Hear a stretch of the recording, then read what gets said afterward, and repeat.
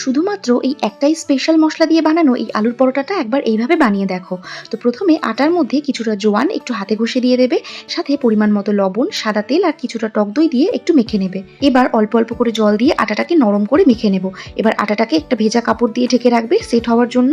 অন্যদিকে একটা প্যান গরম করে তাতে গোটা জিরে, ধনে আর শুকনো লঙ্কা একটু ড্রাই রোস্ট করে নামিয়ে ঠান্ডা হলে সেটাকে গুঁড়ো করে নেব। এবার সেদ্ধ করা আলুকে গ্রেটারে গ্রেট করে তাতে মিহি করে কুচানো পেঁয়াজ, আদা কুচি, লঙ্কা কুচি, পরিমাণ মতো লবণ, ভেজে রাখা মশলাটা আর কিছুটা ধনেপাতা কুচি দিয়ে ভালোভাবে মেখে নেবে। তারপর আটাটাকে আরেকটু মথে নিয়ে একটু বড় বড় লেচি কেটে তাতে বেশ কিছুটা আলুর মিশ্রণ ভালো করে দিয়ে সেটার মুখটাকে ঘুরিয়ে ঘুরিয়ে হাতের সাহায্যে মুখটাকে সিল করে দেব।